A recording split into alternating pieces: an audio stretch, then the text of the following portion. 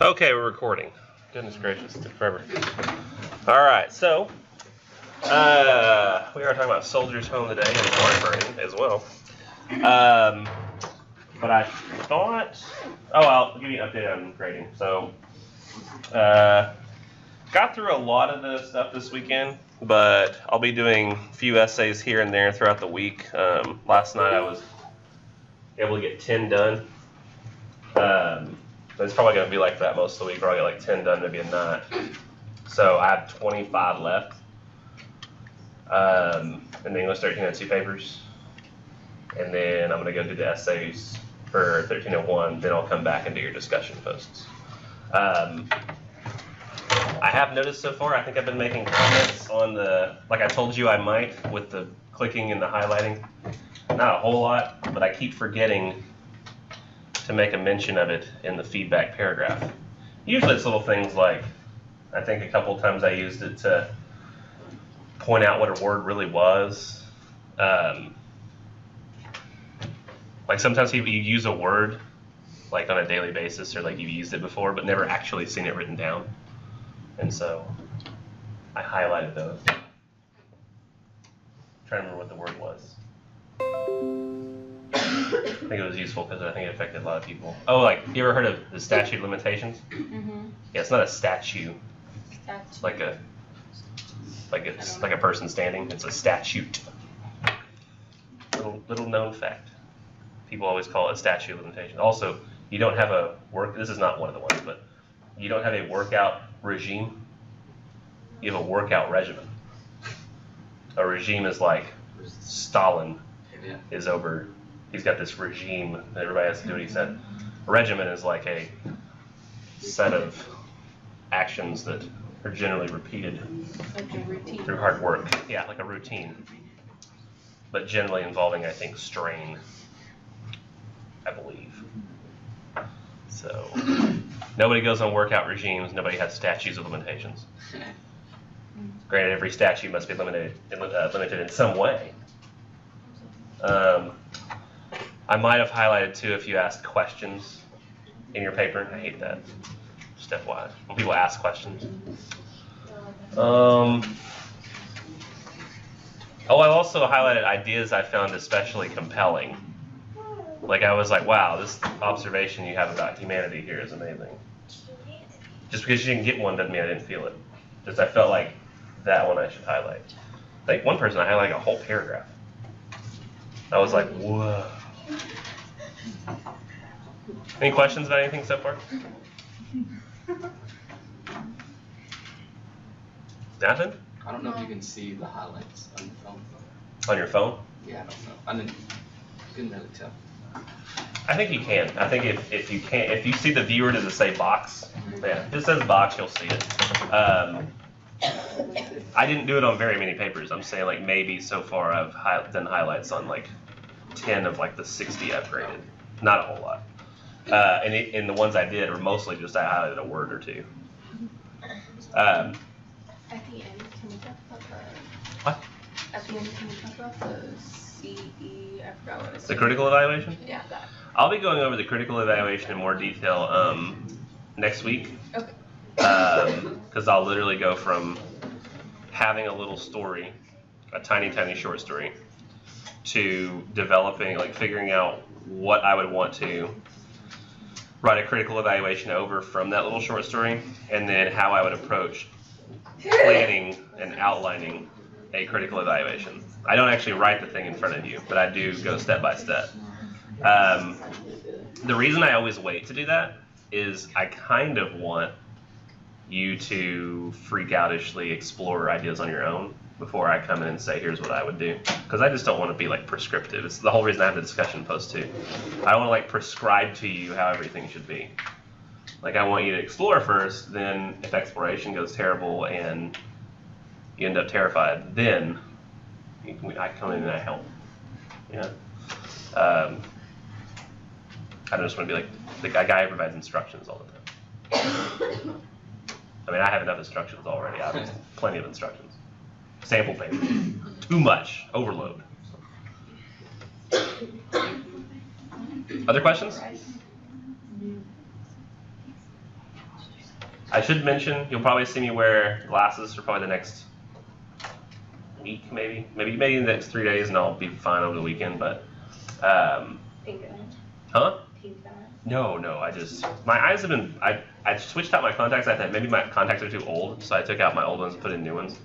But my eyes have still just been burning, and I have to take out my contacts earlier and earlier every night. And I think I remember one time an optometrist was telling me that I had like eye damage inside my eye, like from vein straining from wearing contacts too much. Never take mine out. You may not have the problems I have with my eyes. I don't know. Although you are young, and I think he told me that like far after I was young. I told my daughter this morning. I said, you know, do you ever wear your glasses? She was like, no, they're broken. Remember? I was like, oh yeah, where are they? They're at my mom's. Bring them back. Oh yeah. It's never gonna happen. Never gonna see those glasses again. She probably lost them and she's not telling me. That's for my daughter, not for the regular viewer.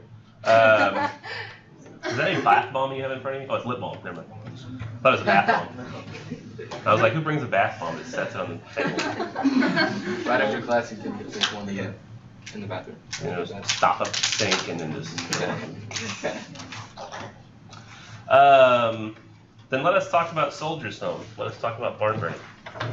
My guess, this might be this is a wild guess, but no, I'll just ask a question. I'm gonna write down a number. I want everybody to give your complete honest opinion. Here's what I'll do. I'll ask the question twice, and people who don't answer won't be included.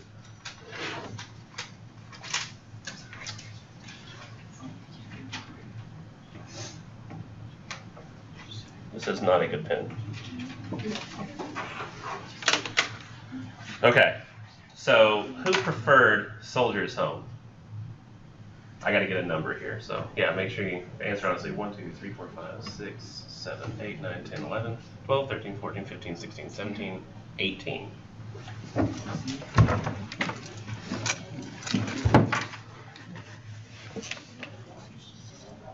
Who preferred barn burning?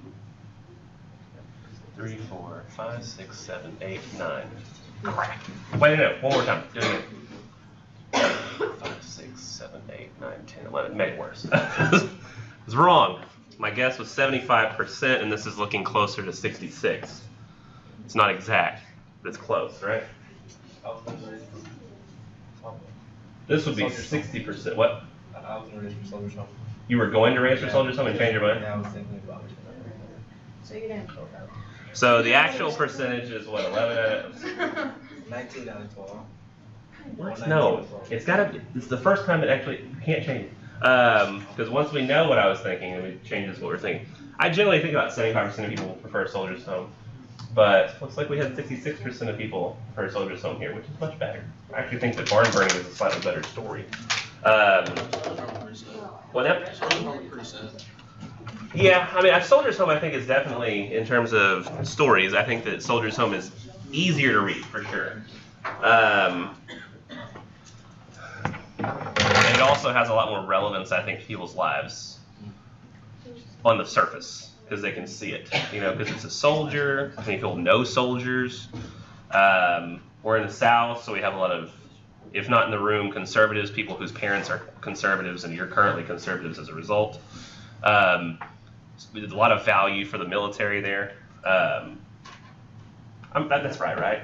Mostly, I'm assuming, like, I've always thought that the South had, like, a high respect for the military.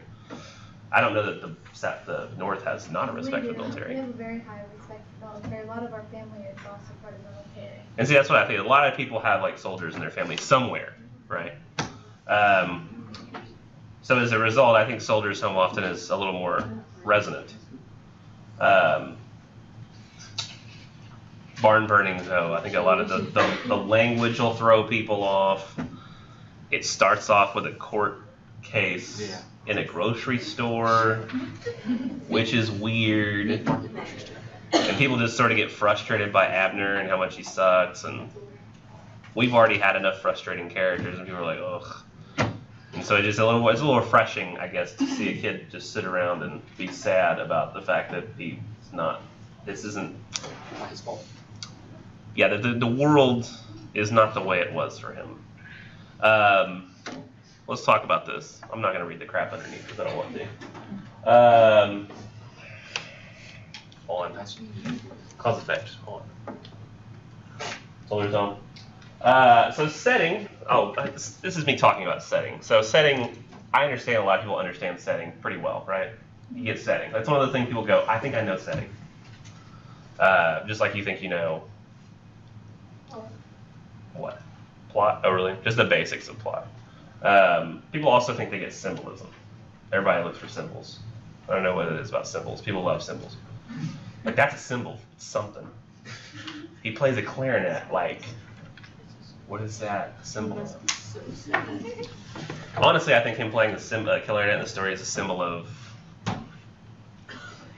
artists always thinking that normal people are really artistic. You ever notice this? You read like a story and you have it's soldier. He's a soldier, he just went to war, he comes back home. And just on occasion picks up his clarinet and plays it. Do you know any soldier who's like, guitar maybe? But I don't know a whole lot of it, I'm a soldier and pick up my clarinet. Maybe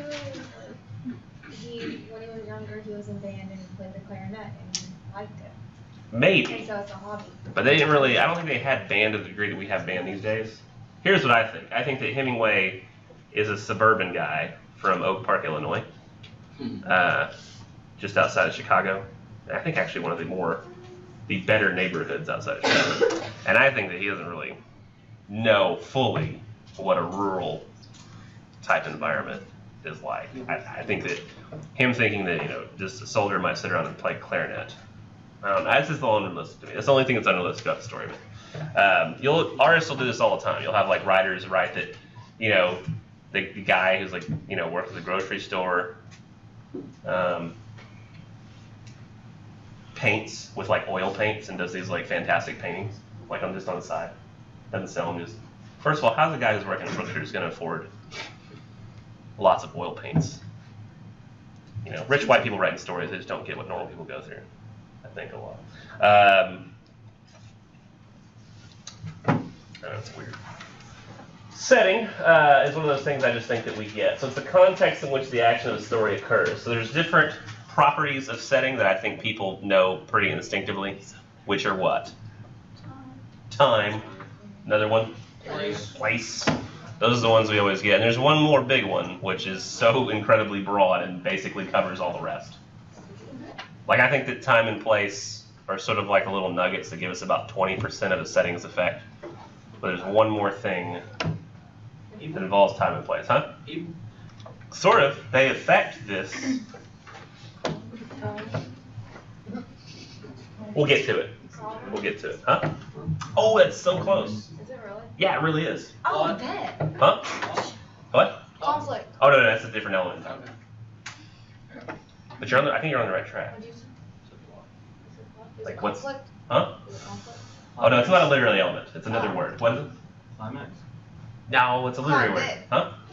I'm thinking, huh? What did you say? Did you say convent? Climate. Climate. That's actually really close. It's part of the setting. In fact, I might allow Is that. it weather holds? Is it It's not season? actually weather. Is it season? But, Tone. oh, that's so Oh. close. Here, we'll get to it. We'll get to it. It's really close. You're all really close. Mood. Oh, we're so close. Let's talk about where first. And I think there's more considerations to where than just simply saying, okay, where's it set? Because I think that that's commonly what people will do is say, where is the story set? And where is this story set, Soldier's Home? In a house. In a house. And also like In the south. in the south. The South, yeah, Oklahoma. Is Oklahoma in the South? I thought it was like. Yes. It's No. I guess I have trouble thinking of Oklahoma as the South since we are more South than Oklahoma. Yeah. Like, I'm like Mississippi, Alabama, Like, sure. Florida, yeah. I thought Oklahoma was I mean, Louisiana. I was like, I knew I was I forgetting mean, one. Carrie Underwood, right? Like, Huh? What? Carrie Underwood's from Oklahoma. So is Carrie Underwood is probably, to me, the perfect country singer. I really think. Yeah. But let us get back to this. Oh man, now I got Carrie Underwood songs playing. I think it's important to actually go beyond just saying, okay, where is this story set, and looking at the effects that might have. So I pulled up here on Google Maps, Oklahoma. I have zoomed out so that we see all of the U.S. and apparently a very gray, hard to see exactly what's there. Very bright. Yeah, very bright. Low contrast. More just like washed out. Wait, as a punishment, it'd be funny if I just had like, you know, if I ever want to punish students in class, I'd say, send me a selfie. What? Why? I don't understand. Just send me a selfie. What? I don't understand what this is punishment. And then I'd take the selfie and I put it on this projector. And you look completely washed out and awful, and all the makeup you did nothing, and you can't filter it, and it sucks. Ha ha ha. Yeah. Maybe the guys wouldn't care about that. They're like, I don't even know why that's a punishment. Does anybody get bothered by, this is the thing for me, does anybody get bothered by when you see people take selfies and there's that app that you can like, it basically goes over your face and either adds makeup or like takes away blemishes and tries to smooth your features? Snapchat? No, it's something different. Huh? Maybe Facetune is, I think that's actually close to what I've seen before, but it basically makes somebody's whole face look like this blurry piece of clay. And that's what I see when I look at it. And I wonder if there's certain people who have like more, I don't know what you would even say, like brain nerves put toward facial recognition than others. Because when I see even people with cosmetic surgery, it's incredibly off-putting, and I can't even like watch them talk. Like, when people's like their lips have the injections and I can't see, their lips don't move anymore, it really bothers me. Like I get like inside, I can't handle seeing somebody not emote. Like it's like, how do you read a conversation when you can't see how somebody's facial reactions are? It just horribly bothers me. And so I have the problem too with when I see those app pictures, I'm just like, oh, this is awful looking, terrible. Like you don't look like a human, you look like some sort of ghoulish creature. I don't know if anybody else has that reaction, but I get overly sensitive to facial discrepancies. I think I get bothered by Snapchat. Snapchat, actually, I find those cute. Like, my wife takes pictures with the baby all the time, and she's like, "Look at that thing." I'm like, "Oh." When they add makeup. I actually don't. We tried Snapchat once, and I got rid of it. I was just like, I don't use this. And so what she does now is she takes the Snapchat phone and she saves them, and then she has to send them to me. She's expressed annoyance at this and says, why don't you just get it? And I'm like, I don't want to. It's not worth it. One more thing to worry about. I don't even get on Facebook anymore. So Oklahoma. I think it's important to look at Oklahoma. Where is Oklahoma? Like mid, Like an hour like away. Middle. Great Plains. Middle of the country. Great Plains. I said above. And I think if really, you're like, well, the middle truly would be like here, right? Kansas. So wouldn't it be like up east? Kansas, Nebraska. Maybe upper No. south. If you're not looking Midwest, depending on how you. I close the Great If only Plains. Kansas appeared in this story at all. Yeah, that would be Yeah. like 7 middle. But it actually does. Kansas appears. He went to college in Kansas, right? So Kansas does play a part. So Kansas is also, I guess, included. But really, Oklahoma is where this thing is, fully at. I think it's important if you take. I don't have a yardstick. Somebody got a yardstick in your pocket or? Yeah, we No. probably carry yardsticks in our pockets. What use are you? If I take my finger and draw from Maine to San Diego, I'm not very good at this. Let me try this. Maine to San Diego. A little bit off. But you see it basically goes through Kansas and Oklahoma, right? If I go from tip of Washington over here down to Florida, goes through Oklahoma. So if you look at like the corners, the true corners of the United States, this really is sort of the center of the U.S. Now, being in the center of the U.S., what's characteristic of being in the center? Das is a very broad question. It's very... You get all the attention. As far as commercials. Now, what am I trying to say? Geographically, what is the center of our continent very far from? Water. Water. And I think that becomes incredibly important. Did you know, this is crazy, but did you know, I think this is still true, and I'm pretty sure I remember the statistic correctly, that 2/3 of the population of the United States lives within 100 miles of a major body of water, whether it be the ocean or the Great Lakes. 2/3. Now I'm not talking like Lake Ray Hubbard. That doesn't count. That's not big enough. But Pacific Ocean, Atlantic Ocean, Great Lakes. 2/3 of the people in the United States live within 100 miles of it. We don't live. So we would have had massive tsunamis. We don't. Texas is all that would be left. You know, because we'll survive. We have all kinds of people living in the center of the. Although I think is Austin. I don't think Austin's 100 miles from the ocean. Houston. Galveston's screwed. Galveston's screwed. Houston would actually be screwed if 100 miles from the ocean everybody just died. That would be Oh, bad. well, Keys. Keys. What? The Keys? Oh, I think it was the Texas Keys. I was like, what? Texas Keys.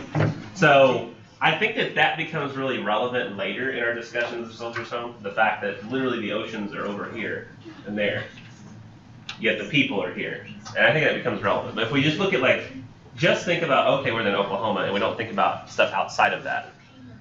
The fact that Oklahoma is in the dead center of the U.S. and is really far from the oceans and the Great Lakes, I think becomes incredibly relevant in ways that I'll show you that relate to that third thing I was telling you that I didn't want to mention yet.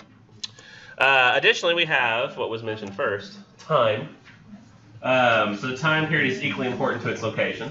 So yes, it's set in Oklahoma, but what is the time period? When is this? Feels like early After World War. Well, didn't it say after Early World War? 1900s, after World War I, pre-World War II. So when it be like Do anybody happen to see when the story was written?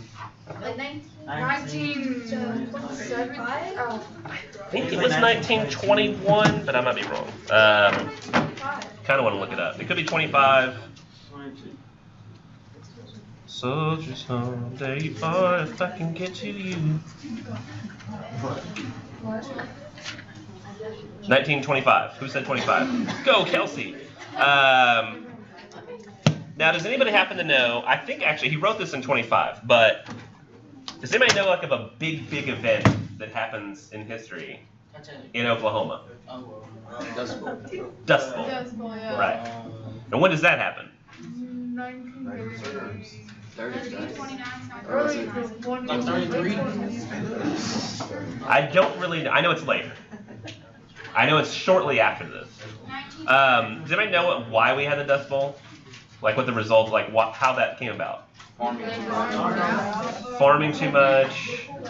1930s is when it. 30s. It's when it came through, is what it says. Not enough. Now they do what to protect against this sort of thing? They plant. Yeah, changing. It's called crop rotation. Yeah. So You have to put new 19 when? 30. 30. 36. So this was written in 25. I guess right after the war would have been around what? 1921, 22? 1917. Yes. It was ended in 1917? Or 1918. So he stuck around for what, an extra year or two? So he would have been this maybe took place in around 1920-ish. But I think that's incredibly important, even in context of, though Ernest Hemingway was not writing knowing that the Dust Bowl was going to happen. He could not have known, because he wrote this before that. I think it's incredibly relevant to think of that, because we think of Oklahoma now at Dust Bowl, right? That's what we think of when we think of major historic elements. But that hadn't happened yet. And if they had a problem of over-farming, but they haven't had to deal with the results yet, what are we really talking about here? What kind of life were people living? Like they were living in a land of, huh? Well, I think I heard the right word. I heard rural, which is right, but money? Plenty, yes, land of plenty. Yeah, that's actually the literal word I was looking for, is plenty. They're living in a land of plenty. They're farming, everything's going great, they're farming exactly what they want to. Everybody has everything they need. And you said how did we contextualize the time? How do we figure out the time? We locate it to an event, right? So what was the event that? Oh no, I'm sorry. I meant for the whole story. World War I. Yeah. So World War I had just happened. Okay. Another thing that's important to remember is Shortly after. and I guess this sort of rolls in, but Third word attitude. situation is what you're thinking. Another word would be yeah, situation's pretty good. I was thinking also context, but that's literally in the definition of setting, so you can't say context.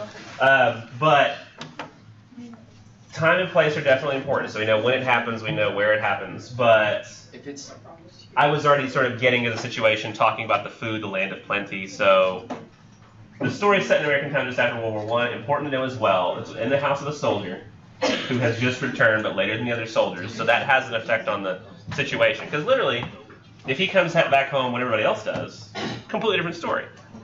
You know, Everybody's happy to see him. he's telling stories. Everybody's happy to see him. Like, hey guy, what's up? It's like nothing ever happened. Huh? It's like nothing ever happened. And he was in war. Yeah, He yeah. didn't get any respect. He goes to war. And I really, like, though he says he didn't get, like, we get that sense in the story, he felt like he had to lie. I really don't think that when he was telling those stories and lying, like, that it made him feel sick, I don't think that he was really lying for himself to look better. I think he was lying for the other people because he felt like that's what they had to hear. It was like, okay, they expect to hear this, so I just have to tell them what they want to hear. I thought he wanted self-recognition. Yeah.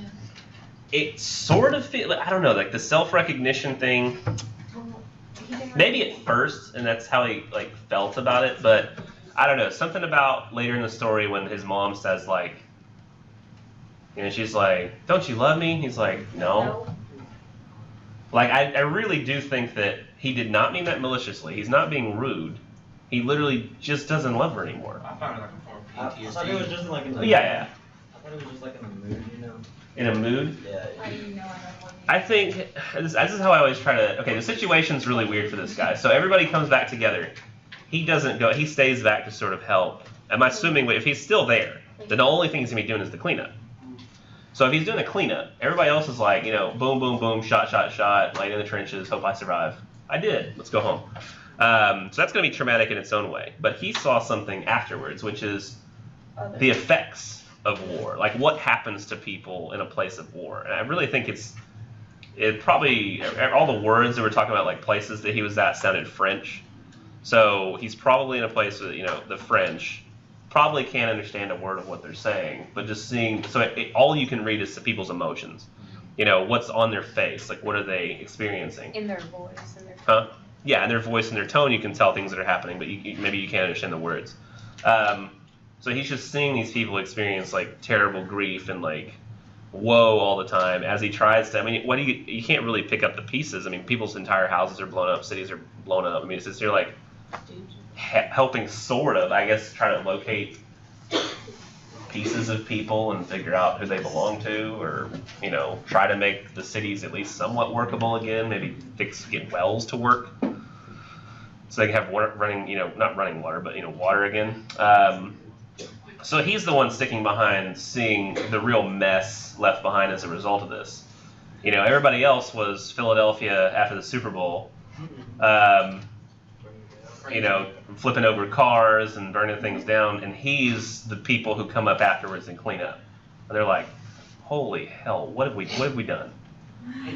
You know, everybody, it's so weird. It's like somebody made a prediction. They said, or they said like I posted a picture and it said like Philadelphia loses the Super Bowl, and it showed like this picture of like fires and like a guy flipping over a car, like another dude screaming, and then it showed like Philadelphia if they don't win the Super Bowl, or like they do, and it was the same thing.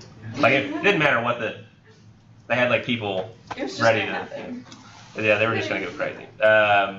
But you know, somebody's got to clean up from like anytime there's this big, massive thing that happens, and you know he did it, and I think seeing the cleanup.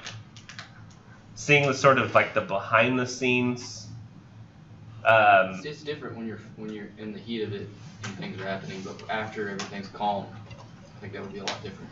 Like I one time had this is not a full comparison, but one time there was a meeting at Greenville ISD to talk to the colleges about what they could offer in terms of classes for their high school students, and like dual credit classes, kind of like you know you guys are in, but we were talking to them, and they were talking about like, you know, what needed to be done for specifically the developmental students who did not pass the TSI test. Y'all had to pass the TSI test to come here, right? You had to take that little test, yeah. Yes. So we like, what do we do for students who don't pass? And how do we, like, what do we do for them in high school? Can we offer developmental in high school? So we were trying to figure that out. And then the teachers they got basically all the teachers from each discipline talking to each other. So the English teachers were all talking about, what should we do? What should we do, like, for these students who haven't passed this test? And all these teachers were chiming in on what they thought the curriculum should be, and I'm sitting there listening like, this doesn't make any sense. It doesn't address any of the problems that they didn't, you know, do well in the TSI. Because I had taken the TSI, not as a student, but they said, teachers, if you want to, you can take the TSI. We'll pay your $15 and you can take it. And I was like, okay, I'll take it. And so I spent like a couple hours like taking the TSI test, to see what it was like and what the students have to answer. And so in the meeting I said, this doesn't address really anything that's on the test that we're talking about, like if we were building a curriculum. And they were like, well, I mean, we can't know that. And I said, we can. I've taken the test. Has anybody of y'all? And they were like, what? You took the test? And I was like, oh, yeah. I thought it was important if we're going to be talking about, what we're going to teach them as a result of not passing the test. We know what deficiencies they have so that we know what to correct. And they were like, that's weird. Because they were just, I don't know, I felt like they weren't really in it. And I feel like, too, the soldiers who didn't stay in it and help clean up, they weren't truly in it and couldn't really understand what, they got it. They got step one, which is like, boy, this was difficult to deal with. They may have had shell shock that comes in later and, affects them, but he's literally stuck behind and seen all the mess that this causes. And I think that affects you in an even further way. It's like maybe PTSD times 2 or something. But I just think that situation, though it's really so close in time, has a major effect on his particular situation in the story. It's just the fact that he came home a little bit later. And if we look at the location, we look at the time. Remember I was talking about the center of the country. One, I think that's supposed to represent the obvious thing, which is if it's in the center, it's supposed to be the middle. It's supposed to be like, naming a character Smith or something. This could be anybody. Anybody in the dead center of the United States. It could be anybody in the United States, a little suburban or rural town or whatever. But very specifically, where is the war taking place? All the way over. Europe. I don't have a globe, but if you want to get from Europe to America, what's the closest way to get there? Oh, shit. Huh? Like, Why? Fly. in that Just American Swim. War, I guess, maybe. Yeah, if you're gonna get to but you're gonna have to go to the East Coast, right? Yeah. And if anything's happening a little further out, maybe you go to the West Coast. But in the center of the country, you are so far removed from even the possibility of this is the time too of land invasions. This is where somebody would show up on your shore and invade. You're so far away from the possibility of that. There's no remote possibility of you in Oklahoma. Yes, the famous land invasion from the coast that went all the way to Oklahoma. If anybody ever takes America through a footed soldier's land invasion and gets to Kansas and Oklahoma on foot, they honestly deserve the country. You got Take it. It's just, that's impressive. Hey, we got Trump in office, that ain't Oh happening. my Ha! God. They can't get past the wall. That'll be right. It's going. Y'all think it's just between Mexico? No. It's going to go all the way around the. It's going to be on the oceans. You go to the beach and you're like, can't see over the wall. Seriously, there's a wall here, but if we just take a boat, there we're done. We're gonna be there. It's El Padre, and I'm in America now.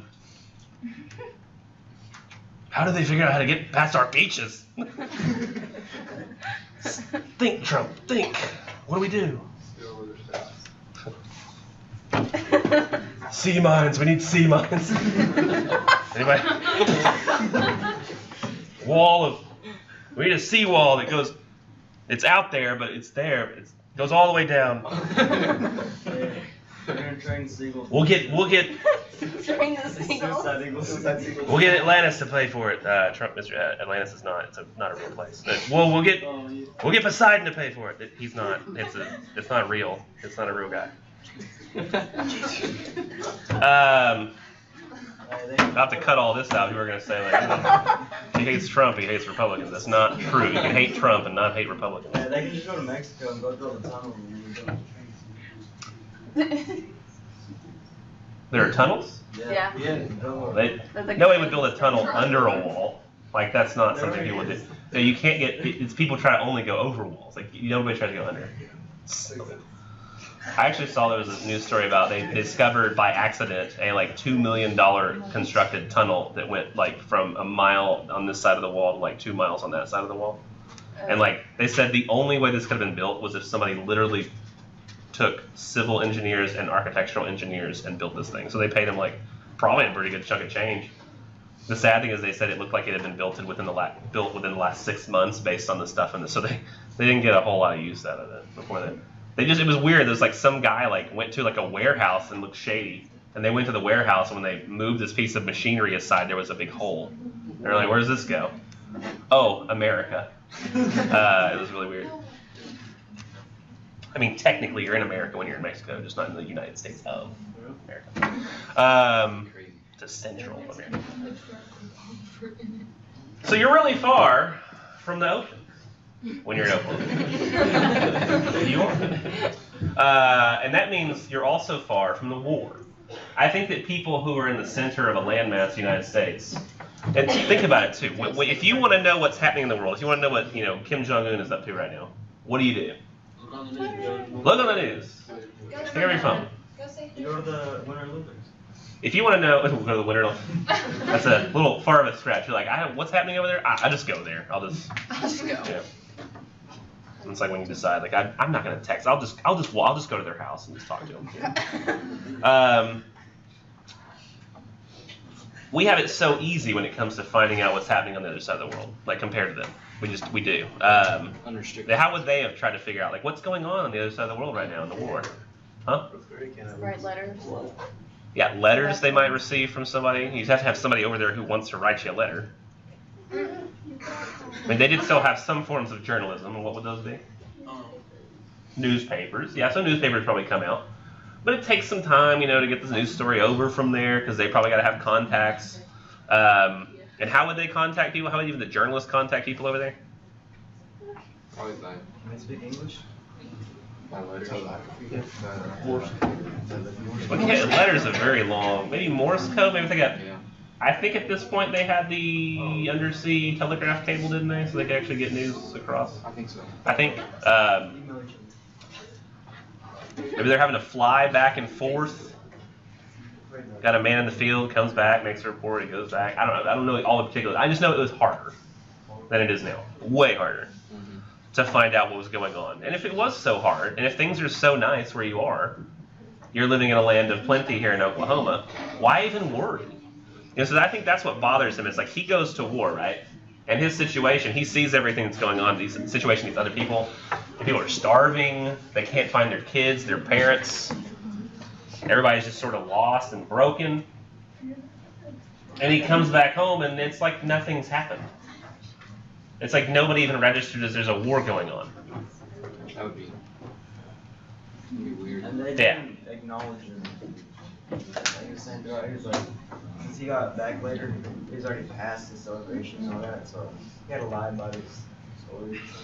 I really don't think, maybe at first, when he first got back, but I really don't think that the fact that I think he was lying. nobody was acknowledging him really bothered him because he wanted, like, adulation. There was mention of the story, but I don't know, like, I get the sense, especially, like, near the end of the story, that he's just come to a point where, have y'all seen Lord of the Rings?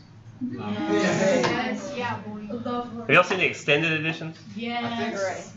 At the end of the extended editions, what happens with Frodo, he drops the ring off in the mountain, spoiler alert for Lord of the Rings. He throws the ring in the mountain, destroys it, okay, no more Sauron, awesome, right? So he goes back home, and he just lives the rest of his happy life and finds somebody to marry, right? No, what does he do? What happens to Frodo? He goes over to the. He can't be in civilization. It's called Valinor. Yeah. I've never read the books, but I remember that word.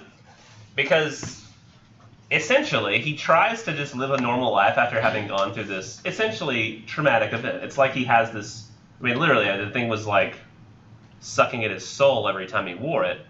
And he's completely and totally like scarred by having gone through this terrible, thing he had to do. Like, he essentially sacrificed himself for the sake of the rest of the world. And at the end, it's just, he realizes that there's not really a place for him in this world anymore. He can't just go back and start drinking beer and eating 7 meals a day and laughing with his friends. It's just, he's not capable of that anymore. It's too much. And so he doesn't mean it maliciously. He doesn't like do it to be rude, but like he just, with Gandalf, he's like, yeah, guys, I gotta go. I can't anymore. They're like, what? And it's not maybe as dark, and it's more subtle in Lord of the Rings. He's just sort of looking like he you know, I think they explain it fully with this. He's like, and that's about all we get as to how he's feeling inside. You know, and then it shows he's going to Valinor, so we got to kind of put the pieces together ourselves. But it's essentially like, and that's really sort of like their heaven. He just said, "Oh, I'm going to go to heaven now." So it's weird. Like that's that. Once you've been through a thing that's affected you in such a way, you can't just assimilate back into the world. It doesn't work like that. I've heard the same thing, even with things you wouldn't even think would be that bad. Like, have you ever heard of the show Big Brother? Yes. I love to watch the show Big Brother. I haven't actually watched the most recent season. I got halfway through it and I had so much grading I just couldn't with the baby. I really hope to be able to watch Celebrity Big Brother, but I don't know that I'm I going to don't have a even know chance. anyone on that. Like I thought it'd be like. You don't know Omarosa? Mhm. No, they're all old. Like, young people don't want to be on Big Brother, I don't think. They can't convince the Kardashians to come on. No. They're like, we're making too much money, we don't want to do this. But on Big Brother, people, they go in this house and they're there for 24 hours a day for like, on the regular edition, like 90 days. And you only see these people, and every once in a while one gets taken away. And it's just you and like maybe 6 people at some point, then the 3 people, then 2 people. Can you imagine not being able to leave your house and there's one less person in it, like every week you're in it? Sounds Yeah, that's great. big. And you can't watch television. You can't get on your phone. You can't listen to the radio. No Spotify. No. You just sit there. No. So don't they have music though? Huh? They The have music. HOH. Once a day they play a song to wake them up. Like HOA, they have. HOH gets it, but I mean, what are you And gonna, they can you can only listen to one CD on loop all the time. But the problem is, You go crazy. in this house, it's not necessarily you're living in it like the real world. You know, real world they can just live in it and they're like, oh, let's talk to each other and have conversations. In this one, everybody, the person at the end, gets $500,000. So if you're the last person and the last 7 people who are voted out decide that you deserve the money, you get the money and you get $500,000. So essentially you have to convince these people to think that you're not that dangerous and you won't beat them so that they'll eventually let you go on until you beat them. But that means if every single sentence is spoken to you in that house might not be real because every single one of those people is trying to win $500,000. Yeah. And so the trick is to try to seem as authentic as possible, like you're not lying, so people will trust you, so that you can get, but it really screws with people. You wouldn't think it would, but people come out of there and like, I would think that, you know, if I live in Texas, I would go back to Texas and that would be it. That would be the rest of my life. You know, I think I go, I win the money, I come home, or I don't win the money and I come home. But these people stay in contact for a really long time, like really long. People still hang out these days, even though they live in far, far different cities and states, they still meet up a lot. And I think that the reason is because nobody else has been through this. You know, it's why we have like the VFW, you know, for soldiers to just go to. So there's somebody, you know, there's somebody there who's been through something like you have, because he's not got that. He shows up and it's like nothing ever happened. This whole big thing that he went through, nobody even registers it. They're like, oh yeah, you went to that war thing, right? That war thing, like yeah, that war thing where like, you know, millions of people died. Yeah, oh that must have been hard.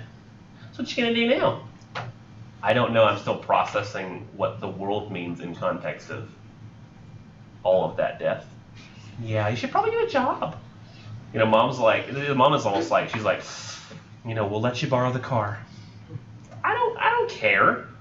That's what he's like, who cares? Like, who cares about getting a job, having a family after what I've seen? And he's not saying that out loud. Hemingway's great at making the characters just sort of subtly, you feel what they feel rather than knowing exactly what they think. But it's entirely true. Like, he doesn't love his mom. Like, and it's not a malicious thing. It's just, I don't think that after seeing what he's seen, there's a place left in his heart for love. it's gone. And I think that he's like, at the end of the story when he makes that claim, like, oh yeah, I'm gonna go and I guess I'll do this thing and I'll get a job and whatever. He's not gonna do that. That's just what he's saying to himself. What he's gonna do, he's gonna go to some other town, and I literally imagine him like living in like a little shack almost. Like he just comes home, and he drinks, To play his and then he goes clarinet. back to work for like 12 hours, and then comes back home and just drinks. And he goes back to work and tells him, "Mom, yeah, everything's fine. I got a job. It's whatever." And all he's doing is moving things from here to there all day, picking this sack up and putting it over there, and picking this sack up and putting it over there, and that's all he does for the rest of his life. I don't get the sense that this is a happy ending for Krebs, or that there is one in the cards for him. Fun, huh? Fun story. So, does he not love his sister either? Huh? He doesn't love his sister either. I He think said he liked her. what he likes about his sister, I don't think he truly has love for her, no, but I think with his sister, what's different is she comes without expectations. Everybody else has expectations. It's one of the reasons he She can't doesn't want anything from he can't get a relationship with these girls. He likes some French girls though. Well, yeah, because everybody was like, life is crap, so let's just have sex once, because it might be the last time. What's the point of relationships when the world is like this? It's just get in, get out, Yeah. bye. Talking about he didn't want to put in the work. Yeah, he's like, he didn't want to put in work to have to like just have sex with a woman. He's like, I could just do that whenever I wanted until war. I don't see why. There's all this, dancing around and, oh yes, my lady, that kind of thing. He just didn't want to deal with it. He just didn't see the point. Like it's not gonna. He knows it's not gonna lead anywhere. But they all want it to lead somewhere, and he just doesn't want to do that. But I think his sister, it's a little bit different because she just interacts with him like from a place of innocence that she's not had the chance to know about this stuff and just refuses to. She's just still growing up, and so she's not got the. She's just being a kid. Just being a kid, yeah. Yeah. And all of her interactions with him are like from a place of just honesty and true want, where her parents are like, they expect something out of him, or they're trying to push him to do something, and she doesn't really like, come watch me play baseball, but it's not like you You really have to should go and realize. watch somebody play indoor baseball. It would be good for you. It's not like she's telling her like that. It's like, come on, watch me play. No, That's she's it. like, do you really love me? If you would, you can't. You feel love me. No, I mean, there's that, but he's like, yeah, I'll come.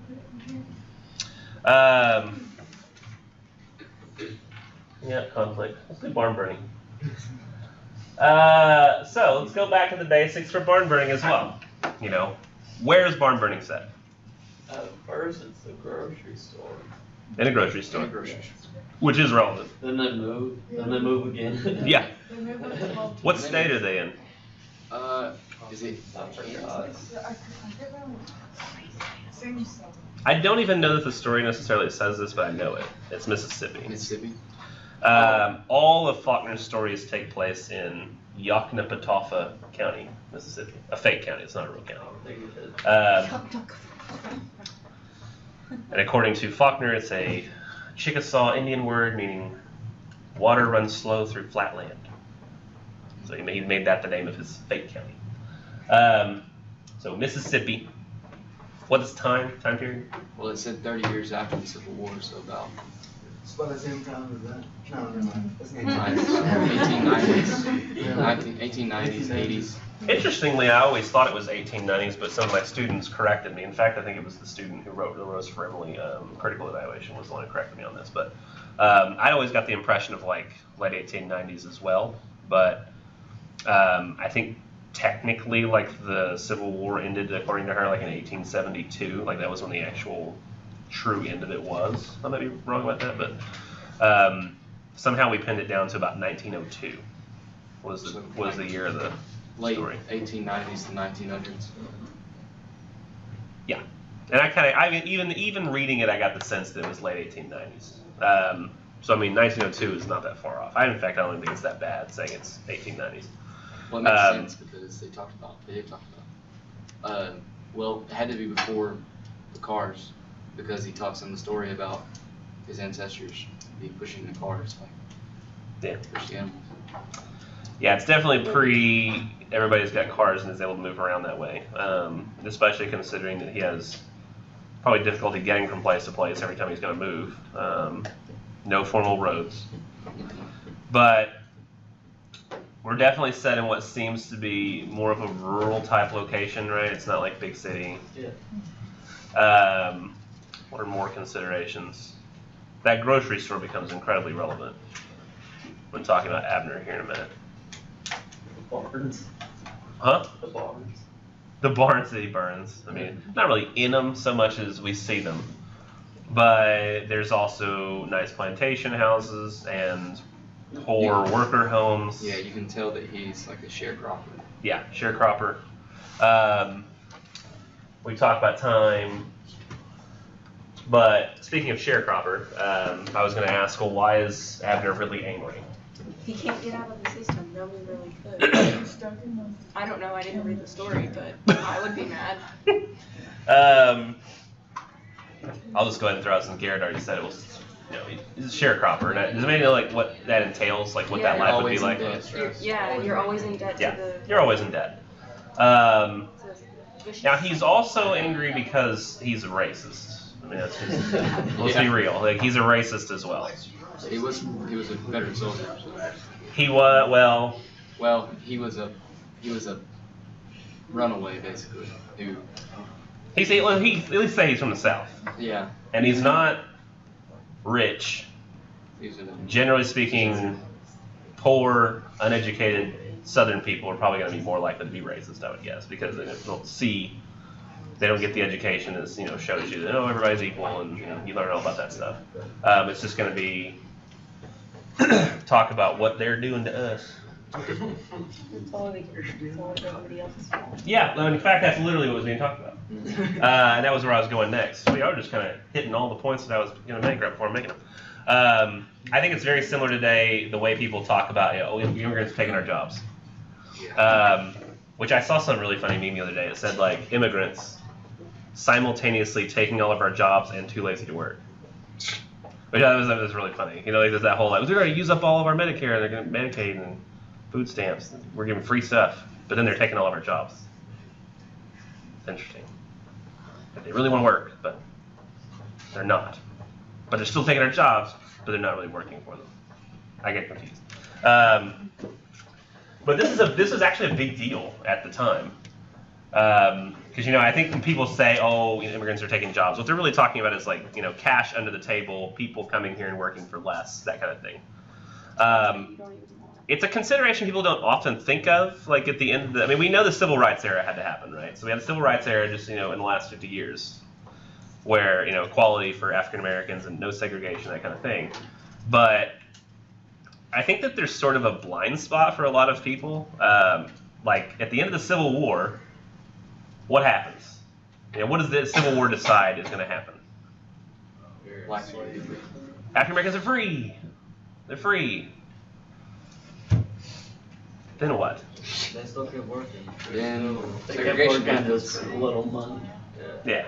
It's just like, Like, what do they do now? imagine like, That's all your they do. They're free. owner comes out there and he's like, all right, listen.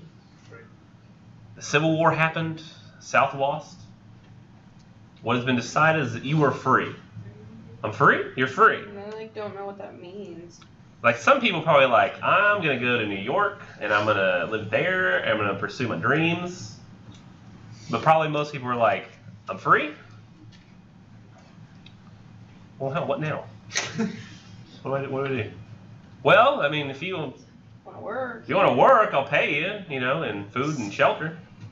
Isn't that the same deal as before? Oh, no, I'll give you a couple, cents or something. Two. Because you're free. You can go anytime you want. I don't own you. I can go anytime I want to? Yeah. I'll give you food, shelter, and a little bit of money. You can work here. Oh, yeah. Okay. So it's like a lot of people, see, you kind of walk outside and you're like, free. Well, back to work. And it's almost the same thing for, I imagine, a lot of people, It's, I think, one of the reasons that we have, like, people often talk about, minimum wage laws are a bad idea. Minimum wage laws are a great idea. I think people are getting paid, like, a couple of pennies and basically still in slavery. Sharecropping, like you said, people are always in debt. And the reason people were always in debt was because essentially, you'd come and you're like, I need money. And the guy's like, hey, I've got this big piece of land. I need it farmed. I'm not doing it. I'm the landowner. But I can pay you to farm it. I just want you to give me, you'll take a portion of the profits, the what you've, farmed, and you'll get it sold and then give me my cut and then you'll take your cut. And it's like, okay. But the problem is the whole time you've got to eat, you've got to provide for your family. And so you go to the store, which often was owned by the landowner. And he's like, yeah, it's fine. We'll run you like a credit. We'll have you a tab, bill. And we'll just build that up, and whenever you have your farming come through, then you can pay us. And so you get stuff. It's so easy. You haven't had a credit card. Here's my advice to you. Only for the purposes of building credit should you ever get a credit card. Like you buy something with your credit card that you were about to use your debit card for. You're like, I'll use my debit. Oh, no, let's do the credit. You do your credit, and at the end of the month, you send a check to the credit card company for that exact amount. So you don't have to pay any interest. Okay? You don't want to pay for the money that you should have, that's weird. Because what's so easy to happen with a credit card is, the guy, maybe he's like on credit up there and he's up at the store and it's like the guy's got little candy sticks, like a jar. And the kid's like, Daddy, can I have a candy stick? And he's like, yeah, we'll get paid later. Here you go. Candy stick. That'll be a nickel. That's fine. But those nickels add up. Mm-hmm. And it's hard not to, you don't see the money going anywhere, so it's very easy to be like, my first credit card. I want a big TV. Swipe. And then later you have to pay for the TV. But you're like, when are you going to have twice as much money later that you don't have now? You're like, I don't have $1,000 now, but later it'll be a really hard burden and we'll be able to take care of it. It's one of those things. So just very carefully purchase things because it's very easy to get stuck in debt. And what would happen at the end of this time, they would take their bushels of corn and they would go and they would sell it and they would get the money and they'd come back and say, all right, what do I owe you? They're like, no, let's add it up. You owe us this much. Well, that's like 8% more than what I made. It's okay. We'll just roll into the next round. You farm it again. We'll roll it over.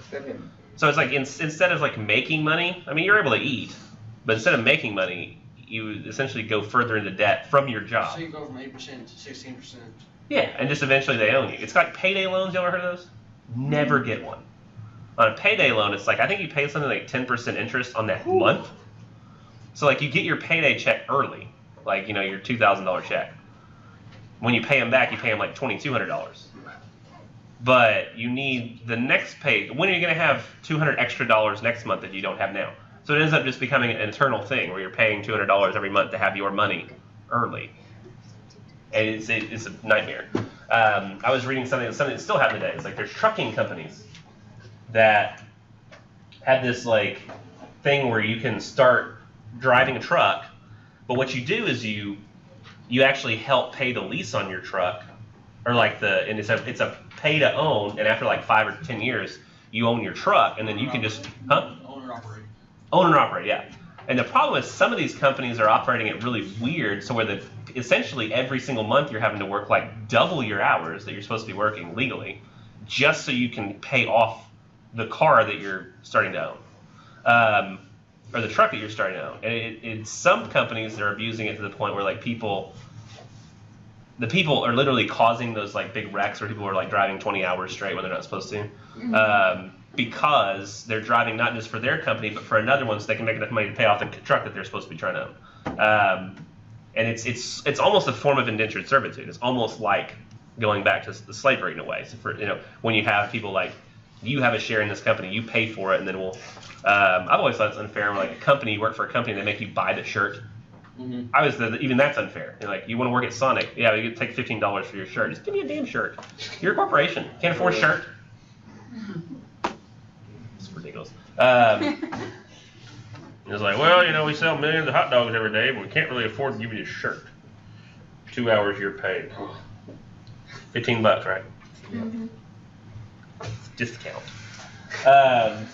So he's angry because the sharecropping thing. He's also angry because literally the African Americans are taking the jobs that he would have had because they'll work for cheaper. They're like, I'm getting way more than I used to. And he's like, well, I can't work now because you're taking my job. So he's pissed. Not only that, but he pretty much thinks that he's better than black people.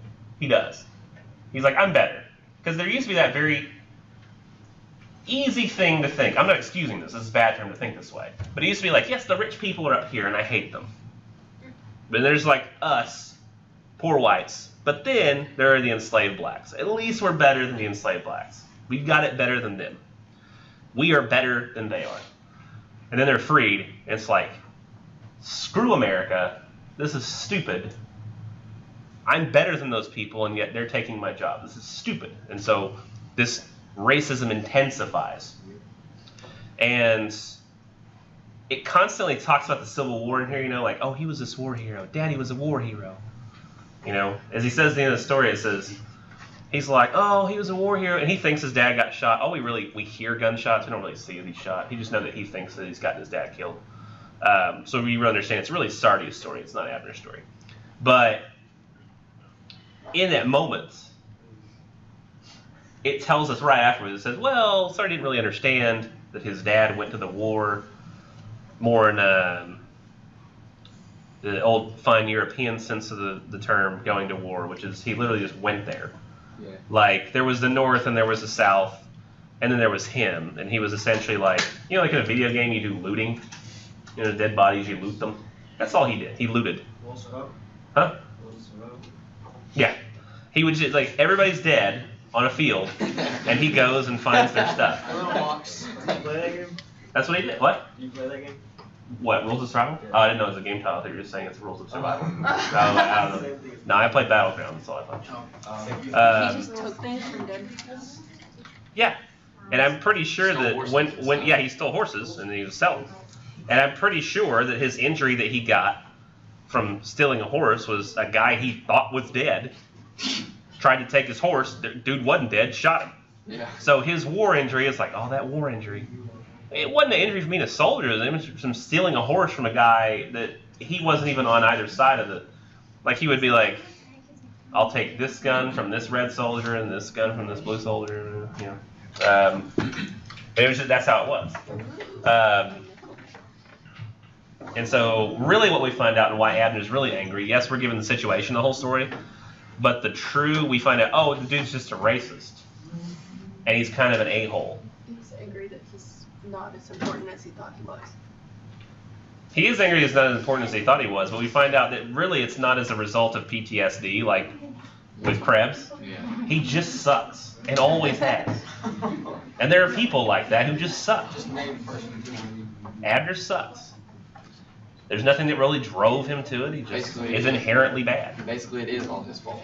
And maybe there is an explanation. Maybe there is something that some reason that Abner turned out the way he did that happened maybe in his upbringing or something. But we're not told that. We're not given that story. We're told, yeah, this guy sucks, and we're given a hint as to why, and at the end we're told, well, that's not actually the reason. Yeah. He just sucks. It's really weird to look around the room out of habit at faces while I'm talking, but I'm cleaning my glasses and I can't see anybody's. It's just Yeah. blurs.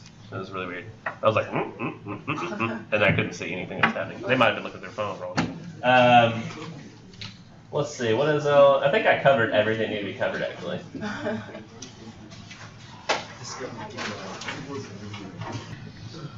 Let me see. Now, interestingly, in the book In Our Time, which featured Soldier's Home, every story had like a little tiny vignette at the beginning, like a little piece of text right before that story. So it was like a whole book of short stories, and there was a little tiny piece that came before each one of them. And this is the one that came before Soldier's Home. While the bombardment was knocking the trench to pieces at Fasalta, he lay very flat and sweated and prayed, "Oh, Jesus Christ, get me out of here. Dear Jesus, please get me out. Please, Christ, please, Christ. If you only keep me from getting killed, I'll do anything you say. I'll believe in you, and I'll tell everyone in the world you're the only one that matters. Please, please, dear Jesus." And the shelling moved further up the line. We went to work on the trench. In the morning, the sun came up, and the day was hot and muggy and cheerful and quiet. The next night, back at Mestre, he did not tell the girl he went upstairs with at the Villa Rosa, or the Villa Rosa, I don't know, about Jesus. And he never told anybody. So that was what came right before Soldier's Home. Does it affect at all your viewing of the story? For me, it doesn't. I guess it solidifies mine. But that totally seems like something people would really do, right? Jesus, please get me out of this. You know, and does it get you out of it? Yes, he did. Well, but that, and then when you start really thinking about it, you think about that. If you ask Jesus, get me out of this situation in the war, please, God, and you get out of it, you start really kind of wrapping your head around that. If you went through this whole thing and you have shells blowing all around, you're like, oh my gosh, I'm going to die. You start thinking, you know what? Screw this. If there was a God, he was just bombing me. I got out of there on my own luck, my own kind. Like, why would he just save me and yet blow all these other innocent people in hell? Like, doesn't make any sense. This is bullcrap. I'm going to go have sex with some girl and tell nobody about Jesus because screw this. You know, you can sort of see, like, that sort of blowing away of emotion or just not really caring about anything when you've seen something like that happen. Like, I think it's really, really difficult for any of us who haven't been through something like that to fully understand the mind's processing of something huge and traumatic like that. Like, we can think, oh yeah, that's gotta be terrible. But like, to actually put ourselves in that situation, imagine the effect it would have on us too.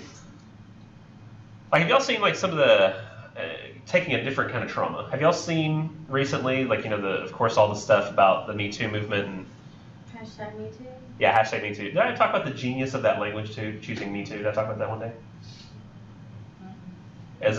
Like, there are certain movements that have like really good language.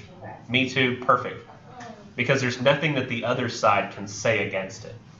This is why I thought, while it's a great idea, I think that the people who came up with the hashtag Black Lives Matter, that was not a good hashtag. Because what is the instant thing people are going to say to that? All lives matter. You know, that's what it should have been called originally. Implying that we're talking about Black Lives Matter. But you say all, because then what are people going to say? Not more white lives. You know, you can't. There's nothing you can say to all lives. Like, you can't say anything to Me Too. If it had been like women too, you immediately would start seeing hashtag men too, right? Immediately. As soon as you call something global warming, another dumb language. Yes, technically it's global warming, but they should call it climate change originally. They should have known the moment somebody's dad walks outside and it's 32, global warming my ass. You know, it's cold outside today, therefore the world must not be warming up. I have figured this out. That's immediately what's going to happen. You know, you really got to put some thought into the language there. So Me Too, genius move. Genius calling it Me Too because it's so universal sounding that nobody can attack it.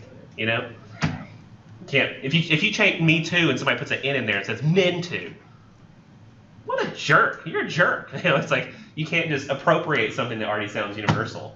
But with that, have you seen like a lot of the women who are coming out, you know, saying that like they were molested, even as a sexually abused as a young actress, and like people like Rose McGowan. Anybody know who Rose McGowan is? That Michaela Maroney, is that the one who was the Olympian? But a lot of these people, these actresses, are people who they say, this happened to me like 20 years ago, and they're like people who they've gone off the deep end, you thought. You're like, oh, that person's gone off the deep end, they're crazy. But we're saying that from perspective of like now, but it very well could be that that trauma that they underwent at a young age really messed them up, and everything that they've been going through is a result of that trauma. And so, like, we see somebody like Krebs in Soldiers Home. It's like he has that one event, and then everything after that is, you know, touched by that. And it affects everything, and you never get rid of it. And I think that happens it's very difficult for us to truly put ourselves in the minds of those people. People who expect rape victims to carry the baby to term. Like, come on. Like, I could never do that. Not carry the baby to term. I mean, I could never ask somebody to go through something when I have no way to contextualize that at all. Like, I can attempt to, but there's just no way I can fully understand what would be in their mind. Anyways, I'm good. What if Huh? What? Oh, those aren't for our class. Those for other class. Remember when I passed out those pieces of paper? Yeah, I remember that. I was able. Flip that light switch on. So I was able to do Whoever some can. work this weekend. Right. Why? I Give don't me know. one good reason. Right. So I'll try to catch up on this week. Is that okay? Yeah, sure. Still open? Let me know. Like, what time do you think you're gonna be working on it? I don't. Is it gonna be later? I'm assuming in the week, Yeah. probably. Whenever you figure out when you're gonna be working on it, tell me because I can open the quiz for you. That's no big deal. Okay. The discussion post though, I have to go turn it on manually, and it's gonna be open for everybody while it's open. Okay. for you. I'll let you know. Then. Okay. Because then No, I'll I open it tried for you. reading last night. I just like my eyes been shut until today. Yeah. I mean, it looks like the right eye is still Someone gonna have got. trouble for a while. I was on a curve and somebody was Yeah. in my lane and I went to miss them and I ended up rolling my grandfather. Is that the airbag? No, everybody didn't. Oh, no, And it's all, airbag. I had my seatbelt on. This is all from the. Well, we had tools in the truck, Yeah. so it's either tools or the steering wheel. Oh, it's steering wheel. Yeah. You were in a wreck? Yeah, bad one. Oh, man. All right, I'll let you know. Yes. Be careful. I'm not The driving font no more. size I'm on scared. my, Yeah, that was so weird. I got a new version of Word, and it told me it was 12, so I left it. Really? So weird. That's the only thing I can think of. Did that affect my grade at all, or is No, that? I don't think. What was your grade? Well, Okay. yeah, I think that was actually probably 2 points. 2 points. Yeah. Okay. So if I could get this a little bit higher then. Yeah. Okay. I will try to make that bigger, but I don't really know how, other than to up the font. You could try saving it as a different file type, like PDF, and seeing if that makes it look. You know what? I'm not trying to do that because I'm doing a computer whatever class, science, technology, whatever it's Yeah. called. You should just ask him while you're in there. It's like, hey, can you look at this and see why it came up tiny? What? Oh, it's online, so. Oh. You know what? Fun. All right. Who's it with? Is it with Gerald? Majority, no. Okay. Yeah, Marjorie Pinnell. Yeah. Marjorie. I have no idea how to pronounce. It's a girl, right? Lady, right? Yeah, Pinnell. Okay. Yeah. Yeah, that's who it is. I figured it was a lady. I was like, looking at the writing again, it looks like a. I Yeah. was like, but she's like very. I was like, yes. All right, I think that was the only thing. Except, yeah, I think that was the only thing. Okay. Will you flip that left switch on the way out? Thank you, bro. Yes. Have you graded all of the essays? No, I haven't even started grading one yet. Okay. Were you I was thinking? getting worried. No, you don't need to be worried. It just takes time to grade like 100. No, that's fine. 20, 30 essays. I'm just weird. No, you don't need to worry. You don't need to worry. In fact, I've already gone through the essays, and if people had submission issues, like I couldn't see the essay, I've already emailed everybody who had submission issues.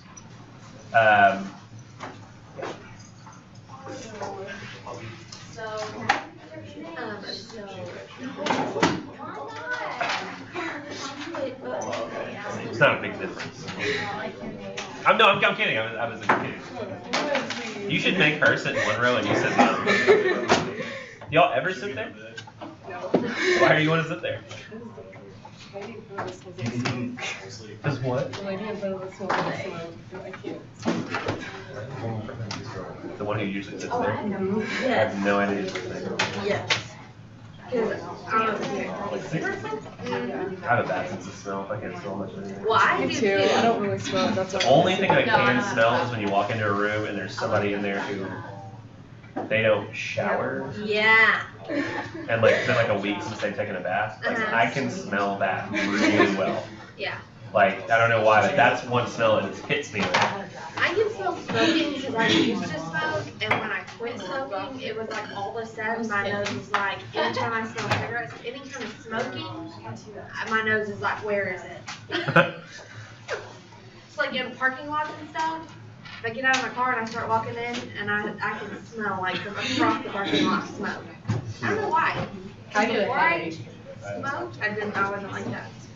I grew up with smoking parents and grandparents, so. Nobody in my family's ever smoked. Not one person. You what? Nobody in my family's ever smoked.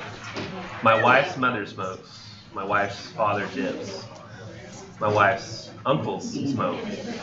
My wife's grandmother stopped smoking about 20 years ago. So they all did. And nobody in my family ever has. My whole family has smoked. And when my mother quit, it was like this huge thing. That is a huge thing. I imagine it'd be hard. Well, no, it was a huge thing because she would always tell people we can't smoke in the house anymore because she was quitting smoking. Yeah. And she didn't want her house to smell that way, I guess. And so when she quit, she told people they weren't allowed to smoke in the house, and then everybody was giving up on her because they would have to, everybody would have to go outside to smoke. You know what I mean? I think if like, yeah, that would be difficult. Because everybody always smokes. In the house, yeah. Yeah. I can imagine. This is the way I would imagine quitting smoking is like. Is if any of you, like if you try to quit smoking, it's probably about the same as somebody saying, I've decided to give up eating, and you just don't eat. What like, about drinking water? Ever. Huh? Yeah, you can drink water, you just can't eat. It's hard. I used to smoke. So like, eventually you just be like, I gotta eat. Like, Or Well, I quit smoking and I still, like I said, how how about scratching your itch? it makes me want to smoke. I think we've done something more appropriate. Scratching an itch. Like over time, you. No, maybe like no. It's like, I think it because you don't smell an itch, No, I meant. but you can smell food. No, I meant the urge. Oh, the urge. Okay, so she's got Where- to. Oh, okay. Yes. Because people are capable of ignoring Like I know hunger Daisy is, but we don't know the other two. as long as it's not going. Oh, yeah. Yes, it was. Oh. We all gave one girl our phone number and she hasn't People can be. That's really fun. Oh, I'm still recording. Thank you for